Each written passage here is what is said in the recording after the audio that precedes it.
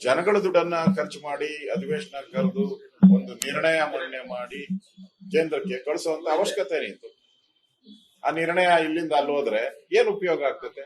ಅದಕ್ಕೆ ಏನು ಇಲ್ಲ. ಇಲ್ಲಿ ಒಂದು ಮಾಧ್ಯಮಕ್ಕೆ ಒಂದು ಮೆಸೇಜ್ ಕೊಡುವಂತ ದೃಷ್ಟಿಯಿಂದ ಮಾಡ್ತಾ ಇದ್ದಾರೆ. ಅದರಿಂದ ಏನು ಉಪಯೋಗ ಇಲ್ಲ.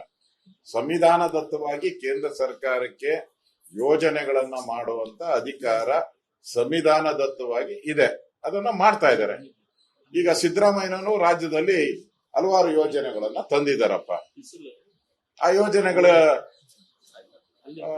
ನಾವು ಏನಾನ ಖಂಡನ ನಿರ್ಣಯ ಮಂಡನೆ ಮಾಡಿದೀರ? ನಾವು ಈಗ 5 ಗ್ಯಾರಂಟಿ ತಂದ್ರಪ್ಪ, ನಾವೇನಾನ ಖಂಡನ ನಿರ್ಣಯ ಮಂಡನೆ ಮಾಡಿದ್ರ? ಏನು ಇಲ್ಲಲ್ಲ.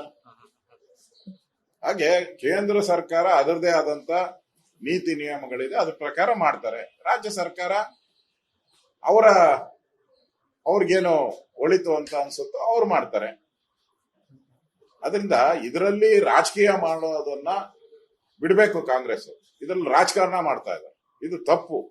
ಕೇಂದ್ರ ಸರ್ಕಾರವನ್ನ ವಿರೋಧ ಮಾಡ್ಕೊಂಡು ರಾಜ್ಯಕ್ಕೆ ಬರ್ತಾ ಇರುವಂತ ಅನುದಾನಗಳನ್ನ ಕಡಿತ ಮಾಡ್ಕೊಳ್ಳೋದು ಒಳ್ಳೇದಲ್ಲ. ರಾಜ್ಯದ ಹಿತದ ಈಗಾಗಲೇ ರಾಜ್ಯ ಸರ್ಕಾರ ಪಾಪರಾಗಿದೆ.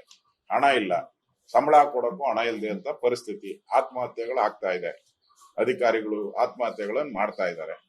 ಯಾವುದೇ ಇಲಾಖೆಗಳಿಗೂ ಹಣ ಸರಿಯಾಗಿ ಬಿಡುಗಡೆ ಆಗ್ತಾ ಇಲ್ಲ. ಎಲ್ಲಾ ಇಲಾಖೆಗಳಲ್ಲೂ 30% ಅನುದಾನವನ್ನ ಕಟ್ ಮಾಡಿದ್ದಾರೆ. ಎಲ್ಲಾ ಇಲಾಖೆಯಲ್ಲೂ ಗೊಂದಲ ಇದೆ. ಕಾನೂನು ಸುವ್ಯವಸ್ಥೆ ಅಂತೂ ಹಾಳಾಗಿದೆ. ಆ ಇಲಾಖೆಗೆ ಹಣನೇ ಹೋಗ್ತಾ ಇಲ್ಲ, ಬಿಡುಗಡೆನೆ ಆಗ್ತಾ ಇಲ್ಲ ಅವ್ರ ಹತ್ರ. ಮತ್ತೆ ಕಾನೂನು ಸುವ್ಯವಸ್ಥೆ ಎಲ್ಲಿಂದ ಕಾಪಾಡ್ತಾರೆ ಅವರು?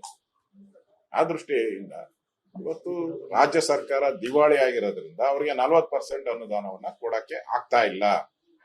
ಆ ಗೊಂದಲಕ್ಕೋಸ್ಕರ ಇದನ್ನ ಡೈವರ್ಟ್ ಮಾಡೋಕ್ಕೋಸ್ಕರ ಕರಿತಾ ಇರುವಂತ ವಿಧಾನಸಭಾ ಅಧಿವೇಶನ. ಇದನ್ನ ವಿಧಾನಸಭೆಯಲ್ಲಿ ನಾಳೆ ನಮ್ಮ ಪಕ್ಷದ ಸಭೆ ಇದೆ, ಅಲ್ಲಿ ತೀರ್ಮಾನ ಮಾಡ್ತೀರಿ. ವಿಧಾನಸಭೆಯಲ್ಲಿ ಹೇಗೆ ಹೋರಾಟ ಮಾಡಬೇಕು ಅನ್ನೋದನ್ನ ತೀರ್ಮಾನ ಮಾಡ್ತೀವಿ. ಈಗ ಒಳ್ಳೇದಲ್ಲ. ನಾವು ಗವರ್ನರ್ಗೂ ವಿನಂತಿ ಮಾಡ್ತೀರಿ. ನಾವು